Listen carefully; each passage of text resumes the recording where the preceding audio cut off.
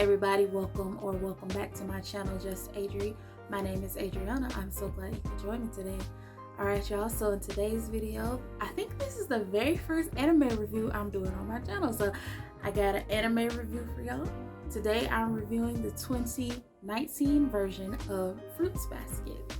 So yeah, this anime, the final season came out a few months ago, so I'm kind of late to the party in reviewing this. But you know, with all the choices that are out there now, like not everybody's gonna get to watch everything at the same time. So you know, maybe this review will help you if you just still debating on whether or not you want to watch Fruit Basket or not.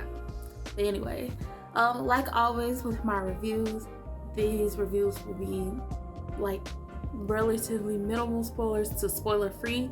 Unlike my tier list videos, which are basically all spoilers because I'm ranting about characters.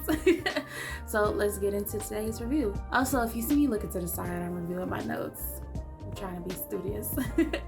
So for those who don't know, Fruits Basket is a manga. It had a 2001 anime adaptation and then it got a reboot for 2019. And it ran for 3 seasons and it just concluded this year. I would consider Fruit Basket to be a coming of age story with a bit of a fantasy twist, but basically Fruits Basket tells the story of a 16-year-old high school student named Toru Honda and her relationship with members of the Soma family. So despite being only a high school age student, Toru has already faced her fair share of hardships. She lost both of her parents, she moved in with her grandfather, but because of them having renovations at the household, the grandfather temporarily moved in with his other child and there wasn't enough space for Toru. So she said that she was going to stay with her friends, but she didn't want to impose on them. You can quickly learn that Toru is a very nice, kind girl, doesn't want to be a burden on people. So she decides to live in a tent temporarily until the renovations finish. So one day she comes across her high school classmate Yuki Soma, and he realizes, hey, Toru, she's homeless. That I can't leave her out here by herself in a tent. So he invites her to come stay at his home at the Soma family estate with his, I think Shigure is his cousin, or yeah, I think Shigure is his cousin, with his cousin Shigure and another relative, Kyo. Well, when Toru's there, she accidentally discovers their family secret. They all have a spirit of the Chinese zodiac inhabiting with them. So if a member of the opposite sex hugs them, or if they get really stressed out, they will transform into an animal. So for example, my Western zodiac is a Cancer. So if I were to hug a man or get stressed out, I would turn into a little crab. So yeah, that's how that works. So that's the basic premise of the story. All right, so first let me talk about the storyline. I find the storyline of Fruits Basket to be very refreshing. There are plenty of comedic moments and there are like several heart-touching, heartwarming moments. It balances, it's a good mix of serious and funny to me and heartfelt. So I think that makes it a well-rounded story. This is just the sort of cabin Jason might show up at. Jason? A particularly vicious bear that lives around here. I thought everybody knew that. Yeah, of course I know about it! At least I'm not an idiot with no knowledge of the world. So you know, Jason isn't a bear. He's a character from a horror movie. So there's a bear in a horror movie. What do I care? It has a solid beginning, middle, and ending. I'm very happy with the ending. Not giving any spoilers, but just give y'all, it's not a sad ending, it's a good ending. I say the only thing that I would say that I wish the storyline would have done better is develop the relationship between Akito and Rin a little better, or En Rin a little better. Yeah, I feel like that story kind of, it wasn't as fleshed out as some of the other ones, I would say. So yeah. Plus I think if they would have fleshed it out better, it would have gave more insight into Akito's character and why Akito acts in that manner that happens throughout the whole show. So yeah, that would give him more insight and explanation into why that happens. The only other thing I would say about the story, not to give away any spoilers, but I wish that the ending would have included updates about more characters to see how their lives developed over the next several years, decades, or whatever have you. I would like to see more of their conclusions if that was possible. But yeah, overall the story is really good. It has great pacing.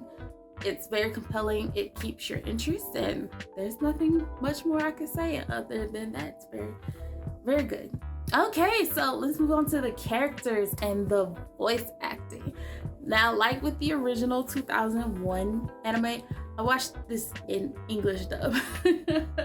Listen, I'm gonna tell you right now, if there's an anime that has an English dub and the English dub is good, I'm going to watch the dub over the sub, because personally, not for everybody, but personally, I think some scenes hit better in your native language than it does in foreign language. But that's only if the dialogue is good and the voice acting is good. If it's trash, I'm just gonna go ahead and watch the Japanese version or whatever version that the anime is in. But I think that the voice acting for Fruits Basket was pretty good. Particularly Toru and Kyo's voices. I like those two the best. And what I also like about the 2019 version of Fruits Basket is that a whole lot of the voice actors from the 2001 anime came back to reprise their roles. So you get the same Toru, you get the same Yuki, Shigure, Ayame, Kyo, all of them are back. No, I'm sorry, I'm so sorry. I was just looking. I didn't mean to barge in without permission. Good morning, sir. I'm so sorry. I shouldn't have been looking around without permission. I suddenly had this feeling that Toru was here in need of a rescue. Call it a writer's intuition, if you will. My gut, it told me to come, Toru. It's a novelist thing. I have a keen sixth sense. Come now, Kyros, it's so difficult to figure out. If your brain were working, you'd know I came in through the door, naturally. I came through the door like a civilized person. Not the sharpest tool in the shed, are you, Kyonkichi? So for the characters, I think that the characters were really well developed and fleshed out completely. You get to see their growth. They start from this place, and then you get to see them develop into this place. And yeah, you get to see their involvement over the series. Like, they don't stay stagnant. They're three-dimensional characters. You see their good parts, you see their flaws. They sometimes annoy you. They make you laugh, they make you cry, they make you angry, they make you feel all the feelings. I definitely feel like throughout the series, Kyo, Yuki, and Toru experienced the most growth. It was really nice to see their journey and how they, grew into their personalities. I really like that.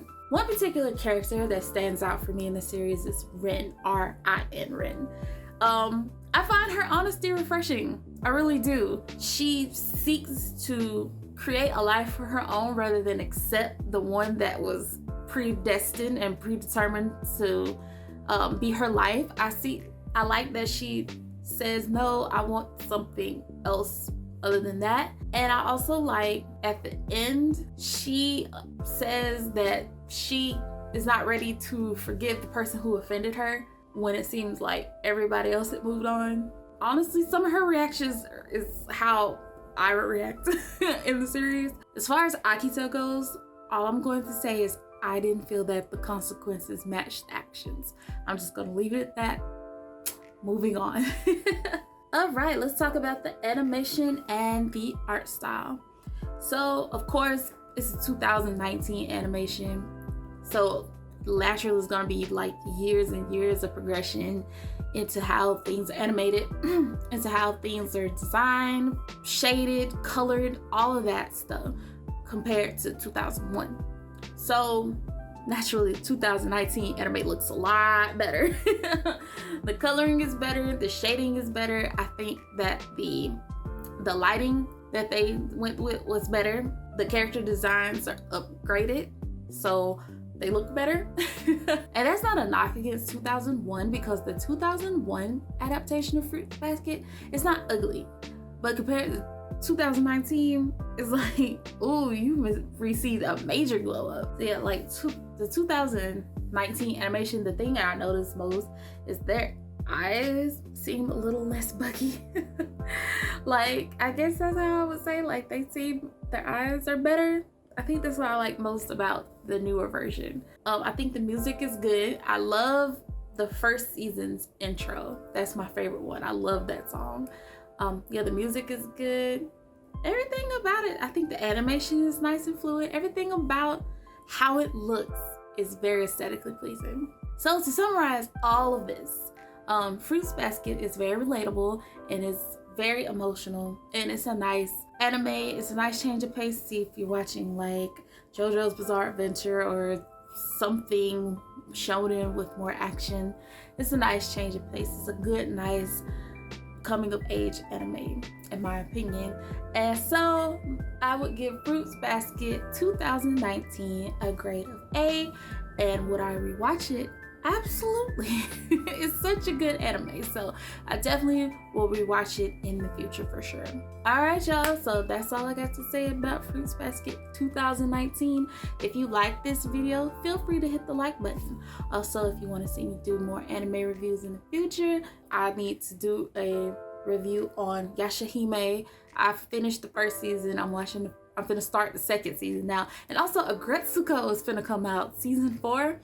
I'm definitely reviewing that one. So anyways, stay tuned. There'll be more anime reviews coming out. I'm surprised it took me this long to start doing them. But anyway, thank you again so much for watching this channel. And I will see y'all soon. Have a good day. Bye.